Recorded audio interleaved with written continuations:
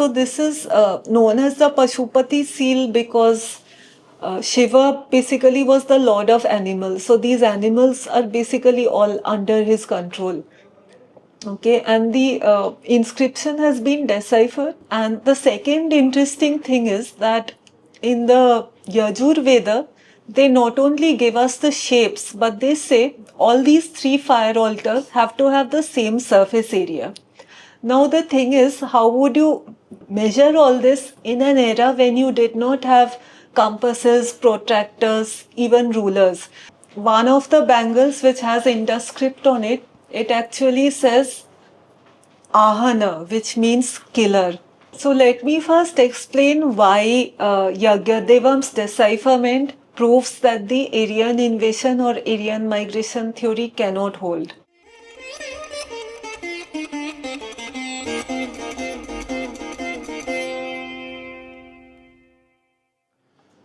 Namaste. 100 years down the lane, the excavations at the Indus Valley civilization proved to be a phenomenon which throwed light upon the Indus civilization, the Indian culture, and gave a new worldview to the entire globe. But there was a small hiccup, or there was a small barrier in understanding the Indus Valley civilization in its entirety, and that was the Indus script. Until recently, Mr. Bharat Rao, also known as Yajnadevam, he deciphered the Indus script and found that Sanskrit was its language of origin. So today we are here at Sangam Talks to discuss about the recent decipherment of the Indus script. And with us today is Dr. Brishti Guha. She is a PhD in economics from the Princeton University. She has taught at the Princeton University, Singapore Management University, and is currently Professor of Economics at JNU, at the School of International Studies in Jawaharlal University. Welcome to Sangam Talks, ma'am. Thank you so much. I am very happy to be here. Yeah. So recently your article with Times of India, it was retweeted by the Finance Minister of India, Srimati Nirmala Sitharaman ji. And that is when I also came to know about you, and many of our colleagues came to know about you, and we got suggestions to invite you to Sangam Talks. So how was your experience after Mrs. Nirmala Sitharaman ji retweeted it? Okay, so it came as a very pleasant surprise to me when the Honorable Finance Minister tweeted about my article. So I had hoped, of course, that the article would be widely read so that more people would get to know about Yajnadevam's decipherment. Now, so for me, it was 2 good things happened. So first, I was very happy that she herself appreciated the article. And secondly, I was happy because it generated a lot of interest. So Times of India ended up making that article free to access. Yeah. So the response has been very positive. I am an academic myself, so a lot of the response came from academics who are colleagues or students at the university. So this is from JNU. And they were very interested because they had been unaware about this decipherment previously. So they found it really interesting. But most of the response has actually come from the general public. And that I'm also very happy about that because my article was basically aimed at the general public. Yeah. Yeah. So if we see at the archaeological aspects at the global stage, there are several examples like the Rosetta stone, which was very much earlier deciphered. It was deciphered early, and the decipherment threw light upon various civilizations across the globe. But if we see the Indus script as such, it took over 100 years to decipher, and there has been a lot of attempts in the history, if we see, to decipher it and to understand the core aspect of the script. So why was it that the Indus script took so many years to decode, and why not the other scripts across the world? It took maybe less than a decade or so to decipher. Could you tell more about it? Sure. So, in fact, there are some fascinating stories about other decipherments of ancient ancient scripts. And you're right completely that there is a big difference between their decipherment and the decipherment of the Indus script. So one of the most famous decipherments was that of Egyptian hieroglyphics. So hieroglyphics refer to a very ancient script of ancient Egypt, but they basically died out in about the early centuries AD. So after that, even people in Egypt could not read them. So there was the breakthrough in the decipherment of the hieroglyphics came after the discovery of the Rosetta Stone. So what is the Rosetta Stone? It's basically a huge stone with a trilingual inscription. So this means that the same message was written in 3 different scripts, and these scripts were hieroglyphics, Demotic, which is another ancient Egyptian script, as well as ancient Greek. So, how was this discovered? This was completely an accidental discovery made by Napoleon's army during France's invasion of Egypt. So, France had invaded Egypt under Napoleon, and his army was basically demolishing a fort. They were knocking down a wall, and during this they found the Rosetta Stone. So luckily they realized it's something valuable, and they preserved it. And then scholars started trying to decipher the script using this. And there was a challenge in between because England was at war with France. So the English took away the Rosetta Stone. They defeated France and they took it away. But a French scholar named Champollion had already started working on it. Now, even if you have the same message in 3 scripts, it's still not easy to decipher. So let me give you an example. Suppose I don't know English and I can't read the English script either. But I know Bengali and I know the Bengali script. So suppose I have a message written in Bengali, Brishti boi porche, which means Brishti is reading a book, and that's also written in English. Now, the thing is that if I won't be able to identify the words boy, and because, I don't know what reading a book means, but I know my own name and I know it will be written the same way, like it will be spelled, it will be Brishti in English. It won't change to another word. So having a name helps. So what Champollion did is he found that in the ancient Greek portion of the inscription, there are actually a lot of Greek names. So then he found that, on the corresponding parts of the hieroglyphic inscription, those same Greek names are written in hieroglyphics. So this enabled him to decipher a lot of the hieroglyphic characters. And with that, he was able to decipher the rest as well. So there is a picture here of the Rosetta Stone.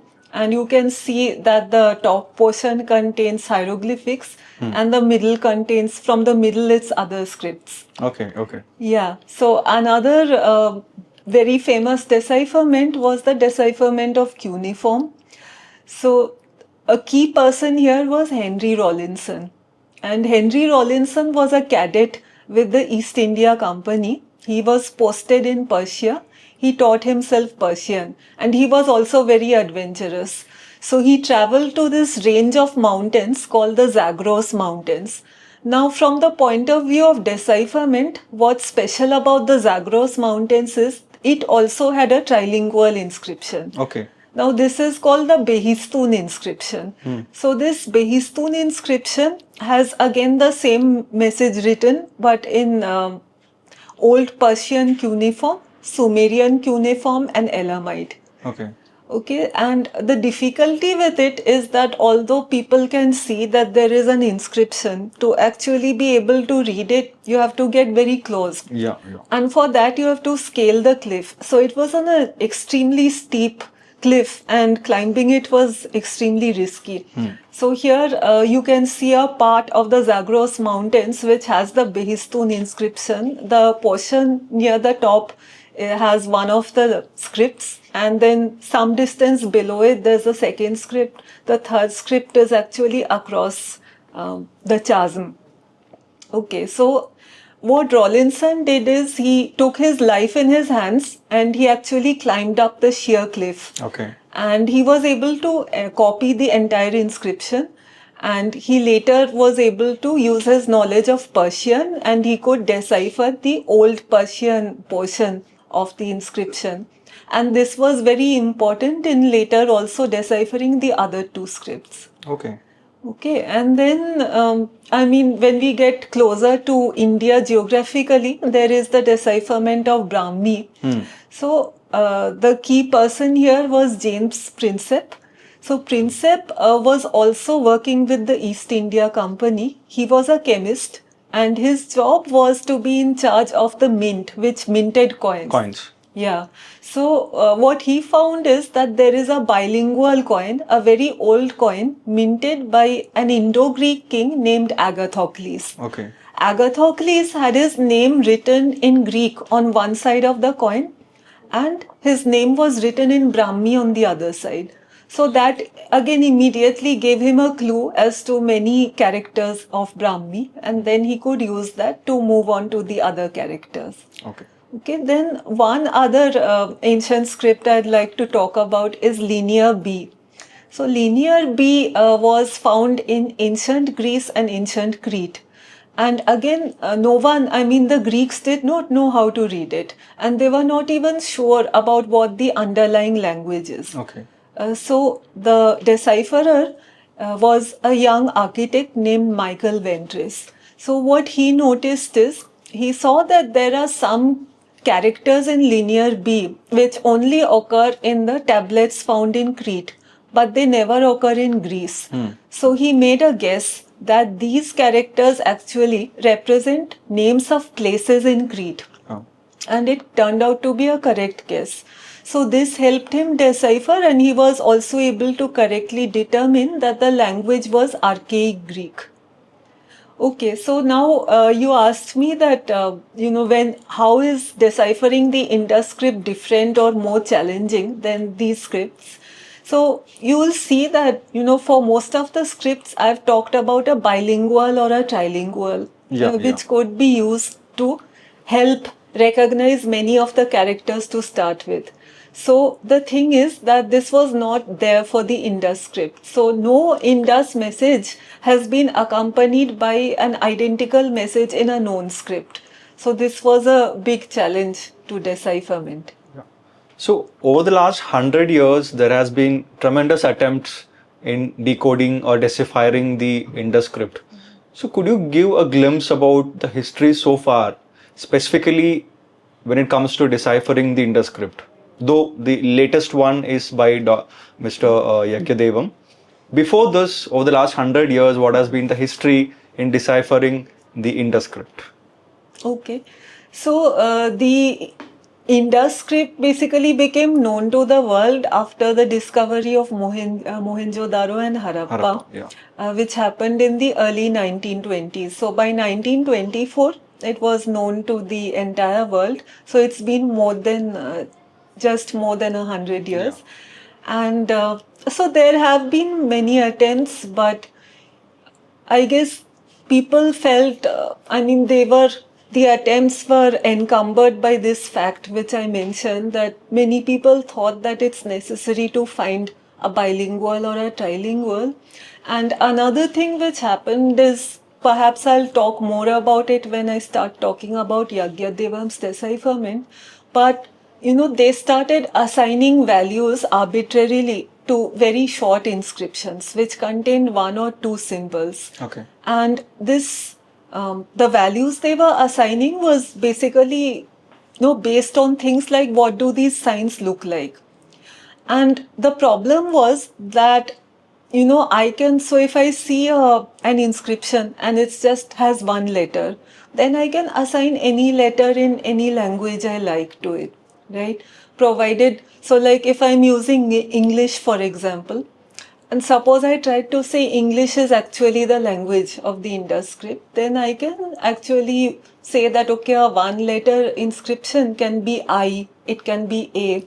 But then I will run into problems if I come to longer inscriptions, because I will see that this meaning that I have assigned, it's incompatible with in the longer inscription. Like it's not resulting in any meaningful words or any grammatically correct sentences. So this is the problem which the previous decipherments ran into. So could you throw some light about the methodology which Shri Yajnadevam ji used in deciphering the Indus script? Okay. So Yajnadevam, so first I should mention that Indus script dates back to about 4000 BC. So the earliest script which has been found with Indus symbols was at Balakot, and it's dated to around 4000 BC. It was on some shards of pottery. Okay, so Yajnadevam used the approach of cryptography, which means code breaking. And his work was based on the work of Claude Shannon, who is the father of modern information theory. Okay.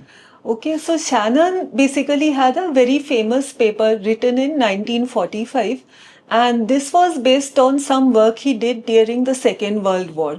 So during the Second World War, Shannon was basically asked to find out how to make secret messages or secret ciphers unbreakable. Okay. And this was very important in conveying intelligence during a war. Okay, so Shannon found that this actually cannot be done because every code can actually be broken if you manage to read enough text in that code, and if you are reading it and it's making sense as you're decoding it. And he even found that there is a threshold which can be mathematically defined, where if you read enough beyond that threshold, then it means your decipherment is not only correct but it's unique.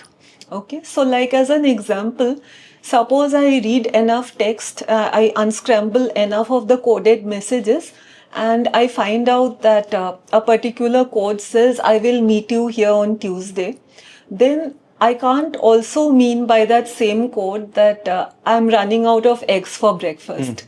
Okay, so the solution has to be unique.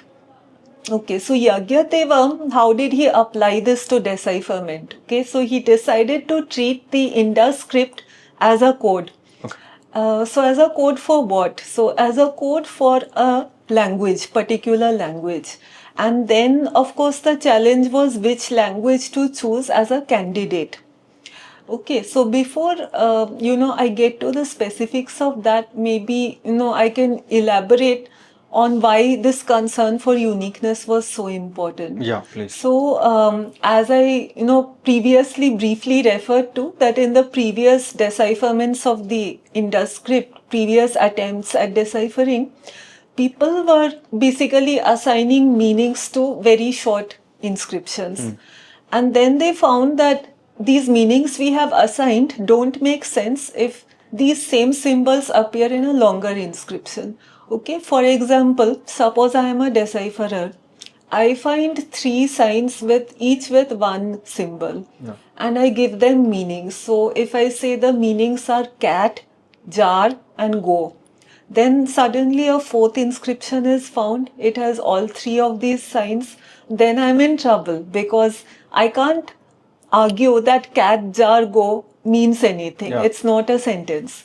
It's a random. Yeah, exactly. So what these decipherers then had to do is they said that okay, this symbol means something in a short sentence, it means something else in a longer message. So they kept assigning more and more meanings to it. Now from the point of view of Shannon's approach, which I just mentioned, then this does not work because you can never reach that threshold at which you can prove correctness and uniqueness. Okay, why? Because he referred to the size of text which is decoded, but the size is defined relative to the number of possible solutions. But here what's happening is the more messages you are trying to read, the more possible solutions you yourself are assigning. So that is also going up, that set which is called the key space, that's also expanding. So there was absolutely no way to find out or establish that any of these decipherments are correct.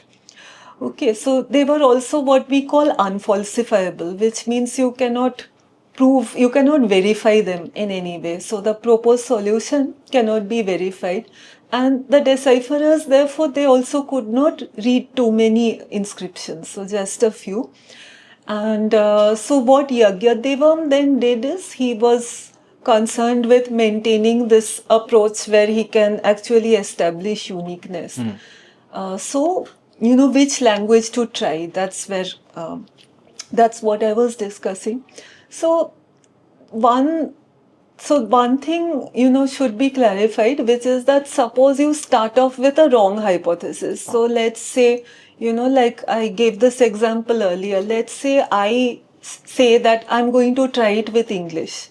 Okay, which is, of course, we know that has to be wrong because of the dates. Yeah. But I start trying, then I'll find very soon that I can't read most of the inscriptions in English. I can maybe read the ones which have one letter because I can assign any English letter to that, okay, which is a valid word like I.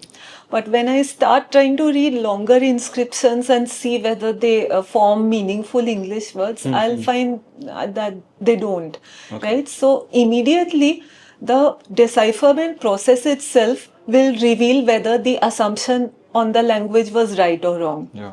Okay, so if you start with a correct language, then what will happen is even when you start reading longer inscriptions, you'll actually get words which make sense. You'll get a grammatically correct sentence in the longer ones. Because the errors are Yeah. minimized. Yeah, I mean, the thing is, if it's correct, then when you read it in that language, then it's going to be a valid word and it's going to form a That sentence. makes sense. Yeah. Yeah. So then, Yajnadevam, so one thing he could have done is he could have just tried many different languages as candidates and he would have found out whether they are right or wrong. But he was able to, lessen his work a little bit because in the beginning he could actually rule out a very large family of languages called agglutinative languages. Okay. So these include all South Indian, that is Dravidian languages, many other modern languages, and many ancient languages which were spoken in the Near East or the Middle East. So those include Sumerian, Elamite, Hattic, Hittite, Hebrew, etc. Okay.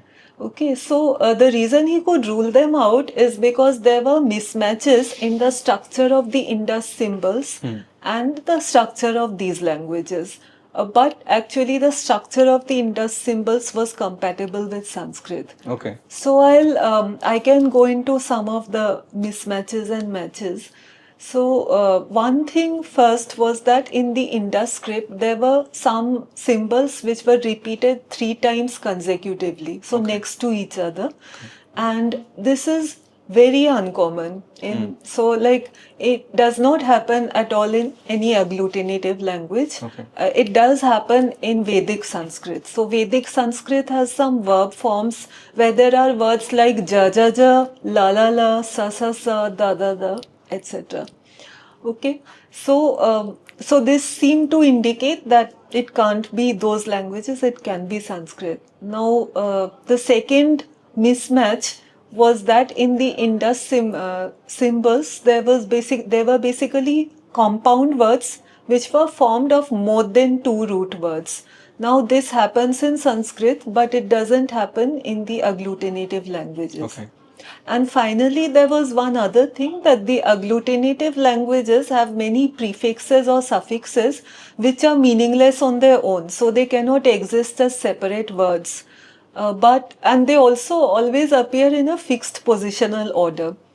So, but in the Indus script, the possible prefixes and suffixes also appeared on their own as separate words. Okay, and they also were appearing in different order in the different inscriptions. Okay. So this was not consistent with agglutinative languages, but it's consistent with Sanskrit. Okay, so for all these reasons, he started by, hypothesizing that let's see if Sanskrit is the language. So then what happened once he, tried out Sanskrit?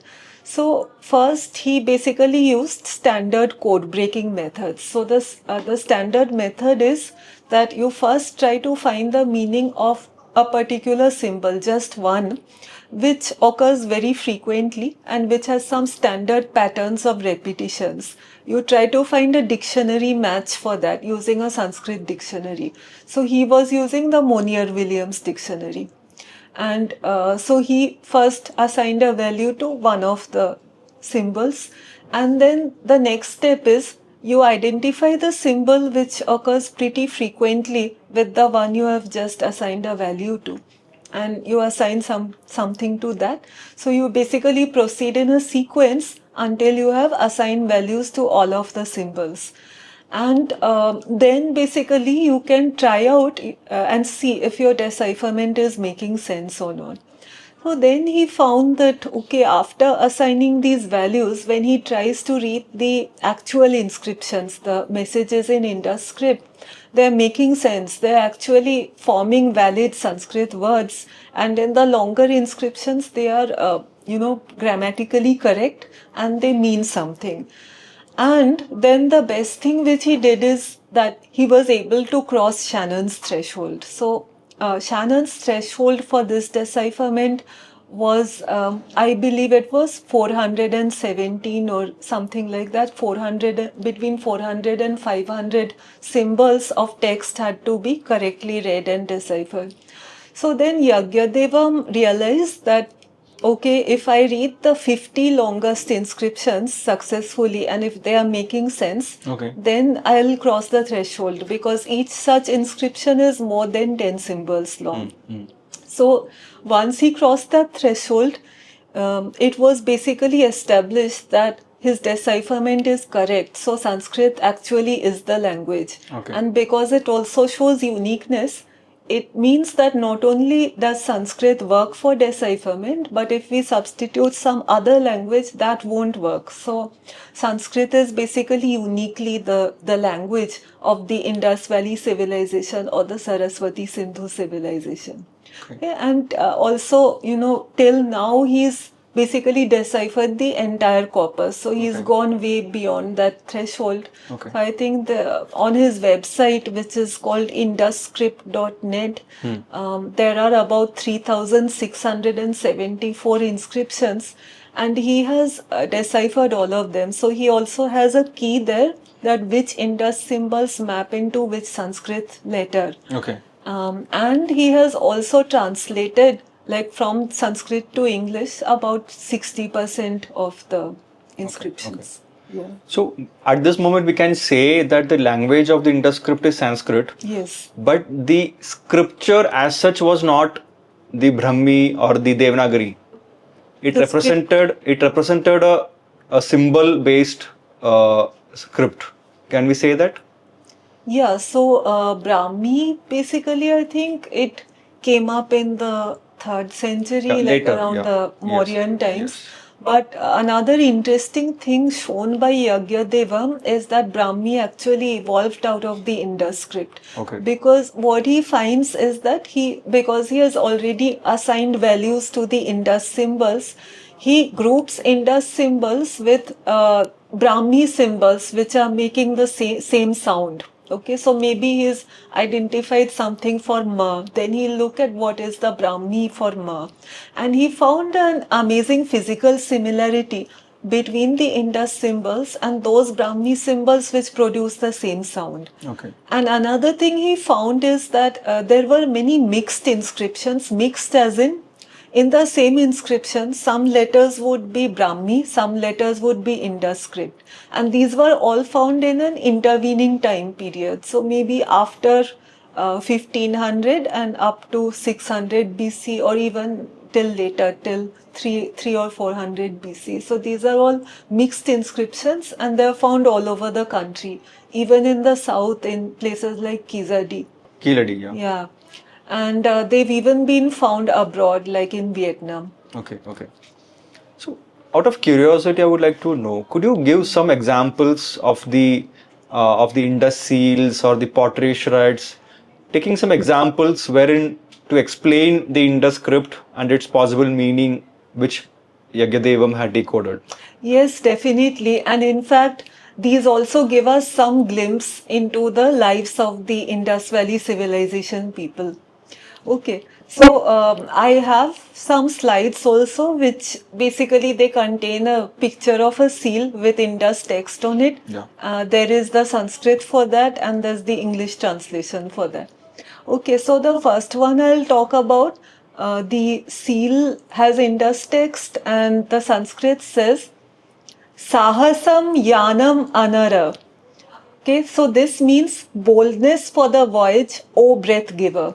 So you can identify some words here. So sahasam, I think we realize it means courage or boldness. Yanam refers to a sea voyage. Now anara is less well known, so it means breath giver, giver of life breath. So what this basically the context might have been that people are departing for a long sea voyage. Now, we know from archaeological evidence and from literary evidence back in Sumer and Mesopotamia that they had a very thriving international trade going on with the Indus Valley civilization. But, the thing is that originally the sea routes would have been unknown to our people as well. So the Indus Valley people also would have to actually find out the sea route, because remember at that time there were no compasses, there were no previous maps, and so they were basically pioneers, and that's why they are asking for courage. They are determined to go on this adventure, but it's risky. And the question is that how were they able to do this?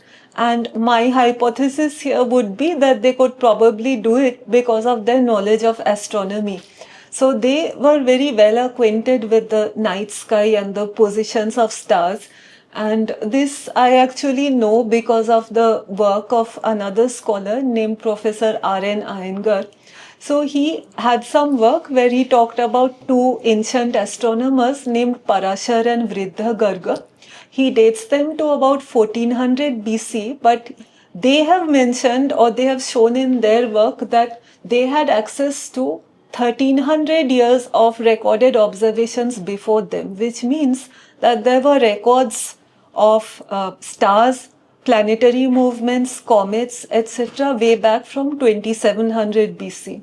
So 2700 BC, of course, falls very nicely in the time frame of the IBC. Yeah, and you can also probably guess that before you start systematically maintaining records, you must also have been just informally observing the night sky for many, maybe centuries before that.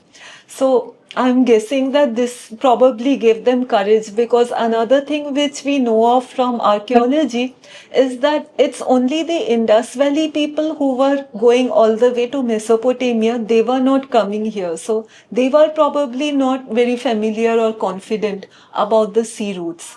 And we had attained expertise. And one other thing which we know a little bit about is our boats and ships, which were apparently, they did not involve nails at that time. So they were just made of rope twined together and reeds twined together. So it might have felt quite dangerous during a sea voyage. Okay, so I'll go to the next seal, which is also related to this. Now you can see this is a much longer inscription because there are 3 lines of text. And by this time, people had actually become more confident. So this message says, so I'll read out the Sanskrit. So this says, Rava amam manasaksha naram jathala dhararaha. Okay, so jathala is the word for ocean, and the English says, honor the powerful roarer, O sustainer, O ocean, yield to the capable man. Okay, so here you can see a couple of things. First of all, these speakers have become much more confident because they're actually telling the ocean and they're saying, yield to the capable man. So they consider themselves very capable by this point, and they think the ocean now needs to just listen to them and they'll have a smooth voyage. Okay, so now the next 2 seals I'm going to show, they are related to another theme. So the first one I'm showing, it has a short inscription which says Madanam Hatam Kara, which means O killer of Kama. Okay, so this is really interesting because this refers to a legend which appears in writing in much later Sanskrit literature. So Kalidas has a Mahakavya called Kumar Sambhava, where this story comes up that Shiva is actually the killer of Kama. And the reason he kills Kama is that at that time, Shiva was at a point in his life when he just wanted to be an ascetic. He did not want to get attracted to anyone. And at that point, Parvati appears, and Kama, who's the god of love, he also appears and he shoots an arrow at Shiva. So Shiva starts feeling attracted to Parvati and he gets very angry. So he says that this is Kama's fault and he kills Kama, like he burns him up. So what this inscription shows us is that this legend is actually extremely old because it was clearly there in the Indus Valley times. Okay, so we don't know, of course, if it was written down somewhere in those times because apart from the seals and the pottery, most of the writing materials would have been extremely perishable. So those have not survived, right? And we also know that we had a very strong oral tradition. And probably the reason we had it is because our writing materials were perishable. So we knew if it's something important, then we have to memorize it. For example, the Vedas, they were basically passed down in, completely perfect form. So even orally for many generations. Okay, so this also tells us another interesting thing that back in the Indus Valley era, already both Kamdev and Shiva are being worshipped. Oh. Okay, so this takes me to a very famous seal called the Pashupati seal. Yeah. Yes. It's a very famous seal. Every student who has been through the NCERT books, they've seen this seal in the textbook of history. And no, we all, since the childhood days, have seen this particular seal, wondering what it means. So maybe you can give and explain. Okay. Yeah, so this, as you can see in the seal, there is a horned figure seated in a yogic posture, and there are animals all around the seal, and there is a short message in Indus script at the top of the seal. Okay, so this is known as the Pashupati seal because Shiva basically was the lord of animals. So these animals are basically all under his control.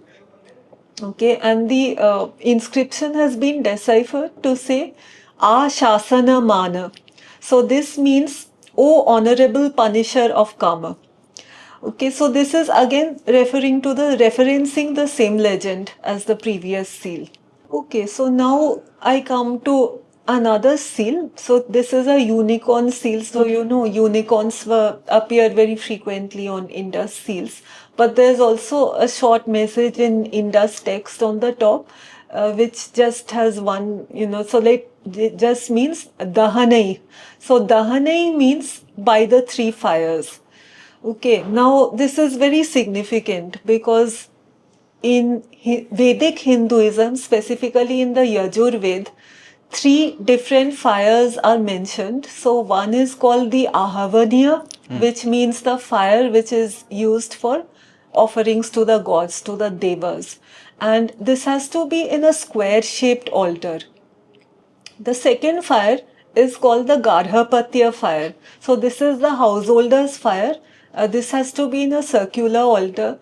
And this is basically passed on from fathers to sons when the sons get married. So when they are stepping into Grihasthashram. Okay, and the third fire is called Dakshinagni. So this is used for offerings to ancestors, and this is supposed to be semicircular. Okay. And there are two interesting details connected to this. So the first one is that such fire altars have actually been found in excavations by archaeologists of Indus sites. For example, I had recently gone to Lothal. So in Lothal, one of the houses in the lower town, which is where the common people lived, it had two different fire altars of this type. So I think one was circular, one was square. And in many other Indus sites as well, they've excavated such fire altars. Okay, so it's connected to the archaeological evidence. And the second interesting thing is that in the Yajurveda, they not only give us the shapes, but they say all these three fire altars have to have the same surface area. Now the thing is, how would you measure all this in an era when you did not have compasses, protractors, even rulers.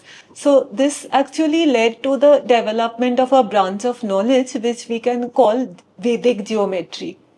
And this ultimately led to a collection of texts called the Sulba Sutras. So Sulba means rope, and the reason it's called Sulba Sutra is because rope was used for most of these measurements. Okay. Yeah, and I've written an article about this elsewhere. So the Bodhayan Sulba Sutra basically contains the Pythagoras theorem statement, and the result itself might have been known to us even before that. So Bodhayan Sulba Sutra is conservatively dated to 800 BC. But clearly a long time before that, people had been trying to work on geometry. So this is another thing connected to this. And now I will also show you the Dholavira signboard. So there are 10 Indus symbols on this signboard, and it's pretty well known. So Dholavira was a major Indus Valley civilization site, and it was actually a port. And this signboard was a huge signboard, and it was found on the entrances to one of the gates, okay, which led to the city. So that had that signboard, and it was made of gypsum, which means it glowed at night. Okay, so what does the Sanskrit say? So the Sanskrit says Raka Vararakam Araras. So this basically means gem of chosen gems entrance. So Araras is Sanskrit for door or entrance. Okay, and you can imagine that, you know, this signboard would serve two purposes. One is because it glows in the dark. When traders are coming to Dholavira at night, they'll actually be able to see the sign and they'll be able to safely land. Yeah. And the second thing is it's actually telling them where the gems quarter is located. So if they want to trade in gems, they can immediately go there. That's really interesting to know that these seals, they really mean a lot. Yeah. And now coming to a perspective, like keeping all these recent decipherments of the Indus seal at one side, on the other side, over the last 100 years, we have been making quite a lot of breakthroughs, like excavating the Mohenjo-daro site, Harappan site as such, understanding the grandeur of the architecture, understanding the royalty of the Lothal port, and we have also known a lot about the industry and its nature, ornamentation. So what does the recent decipherment of the Indus script tell us in overall about the Indus Valley civilization, Saraswati Sindhu civilization, and the Bharatiya culture? Okay. So I think, you know, in the seals which I already talked about, I was mentioning how it's connected to archaeological excavations. Now, one interesting story which I have not mentioned yet is that I mentioned that Indus script was also found on bangles, right? So, one of the bangles which has Indus script on it, it actually says Ahana, which means killer.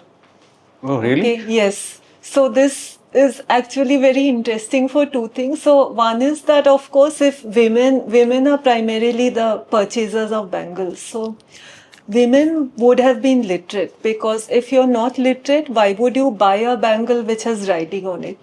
Okay, and secondly, craftsmen who were actually engraving the script, they were the people making the bangles were engraving script on it. So craftsmen were also literate. So in a society where women are literate and craftsmen are also literate, we can call it a highly literate society. Yeah. Okay, and it also tells us something about the women themselves. Now, if you buy a bangle called Slayer, then, you know, this basically makes us think of the women warriors found in Sinoli, because when Sinoli was being excavated, they found burials of warriors, and they found many of those warriors were female. Okay. Okay, so that actually reminds us of them. They were at least existed at the same time, and they also were very close to the Indus sites, to some of the Indus sites. Okay, and the second thing is that I think throughout civilization, we think that the primary purpose of women buying ornaments is to enhance their beauty. But here they are actually using it to assert their identity. Okay, okay. Yeah. That's interesting. That makes sense. Because you made a comparison with the Sinoli warriors and the Bangals having the term warrior. Yeah, warrior That's slayer. interesting. Yeah. So one thing which I wanted to ask you is that the Indus Valley civilization is very closely and always being linked up to the Aryan invasion theory. Later on, the Aryan migration theory. So what do you see the implication of this particular decipherment with that particular theory that the Aryans invaded and they drove the people into down south? Yeah. So actually, before this is a very important question, but before I answer this, there's one other implication that I want to talk about. Yeah, please. Yeah. So this is that the decipherment also tells us a lot about the linguistic, religious, and cultural continuity of the civilization. Okay, linguistic continuity, because he discovered that the language of the IVC was Sanskrit, and Sanskrit kept continuing. It led to, so much literature as well as secular literature, and then most of our current vernacular languages are also derived from Sanskrit. Okay, now religious continuity I'm talking about because I've already mentioned that some deities, Vedic deities or Hindu deities, they were being worshipped in the IVC, and in the other inscriptions I haven't talked about, many other Vedic gods are mentioned. And Havans and Yagyas are routinely mentioned. For example, there are inscriptions which said, I only gave small offerings in the Yagya. So those are mentioned. So there's religious continuity and there is also cultural continuity because, like I said, there are some stories which appear in later literature, but they're already referenced in the Indus inscriptions. Okay. The question on Aryan invasion. Yeah. So the implication on that is that it nullifies the theory as such, right? Exactly. But then I would say that over the last 100 years or so, or since Max Muller, he put forth this Aryan invasion theory, it has been making the rounds everywhere. And this has currently had a political shift into a very delicate north-south divide. How does this particular decipherment have an implication on this particular political aspect of north-south divide? What do you think? So let me first explain why Yajnadevam's decipherment proves that the Aryan invasion or Aryan migration theory cannot hold. Okay, so the main point of this theory is that in some time between 1900 BC and 1200 BC, Sanskrit was brought into our country by people from southern Russia. Okay, so they are called steppe migrants or steppe invaders. So the theory is these people came in, they introduced Sanskrit. Sanskrit was not spoken here earlier, according to them. As per the theory. Yeah. So they introduced Sanskrit. They also were the composers of the Vedas, and they basically also forced us to adopt their religion, which is Vedic Hinduism. Okay, and so that was the theory. Now, the thing is that Yajnadevam has shown that the language of the Indus Valley civilization is Sanskrit. So, I mentioned that the seals in Sanskrit, or the inscriptions date back to 4000 BC. So, Sanskrit was even being written in 4000 BC. So, imagine from how long back it was being spoken. Yeah. So that means it can't have been introduced by foreigners after 1900 BC. Yeah. Okay, so because the period of Aryan invasion theory is put forth to be in a later period. Yes. But the inscriptions which dates much before and as being deciphered today, we know that Sanskrit was already in present even quite before the so-called hypothesizing of the Aryan invasion theory. Right? That's what you're trying to say. Yes. That's a big point which you have made, and I hope that will ring the rounds around the academic circles in India and abroad, because we have been trying to tell exactly what this is, but now today we are in a position to tell that scientifically the Indus script has been deciphered, and exactly what we have been telling it theoretically, it has been practically proven now. Yes. So now coming to the north-south divide, but politics is politics. Science has its own way, politics has its own way. How do you see its implication? I'm asking you again. How do you see its implication in this particular aspect of north-south divide? Okay. What is the message which you want to give? Okay, so one very important source of the north-south divide is this Aryan invasion or Aryan migration theory itself, because the theory basically says that these southerners, their ancestors were the Indus Valley civilization people, and they think that the ancestors of the northerners are the Aryan invaders. So they say that, okay, the ancestors of the northerners basically drove out the ancestors of the southerners, and this gives rise to enmity between the northerners and the southerners. Okay, but now, as I just mentioned, that the Aryan invasion theory itself is revealed to be false by the decipherment, because if Sanskrit is the language and it dates from 4000 BC or before that, then the Aryan invasion theory cannot be true. So then this entire basis for the north-south enmity disappears. Yeah. There has been some attempts from the Tamil Nadu Archaeological Society or the Archaeological Department to also decipher the Indus script. And recently there was an announcement of quite a few millions of dollars of prize money by the Chief Minister of Tamil Nadu to decipher the Indus script. What do you think? Is Yajnadevam, will he be getting it? What do you think? So, his friends were advising him to apply for it. Like he also said that should I apply for it, because as soon as it was announced. Okay. But I don't know if he actually applied or, whether he'll be getting it. But I mean, I'm sure there are a lot of forces at work there which go beyond, finding out what the actual language is. Yes, exactly. So politics is there in this also, but science has its own way of making things clear. Right. So right now we are interested in the science and we are not interested in the politics, because politics, I mean, there will be always multiple camps. Yeah. They will want different things to be true, but then the solution has to be unique, as Shannon said. So, Dr. Brishti, these days we have a lot of youngsters who are venturing into decipherment, who are venturing into archaeology as a passion, as a hobby. So what would you suggest to amateur decipherers or who want to go through the works of Yajnadevam sir? How do you suggest to read his work? Okay, so I think that depends on what they are interested in. So one interesting thing is that if they know coding, then they can check his code, because he has made his code publicly available.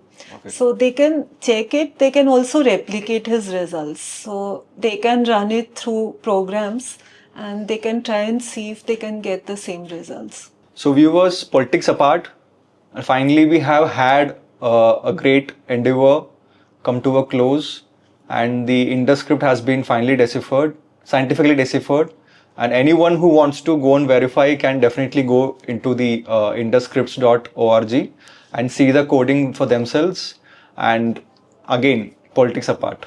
So Dr. Brishti, thank you for your time and thanks for having here at Sangam Talks. Looking forward to meet you again. Thank you so much. Thank you very much. Namaste. Namaste.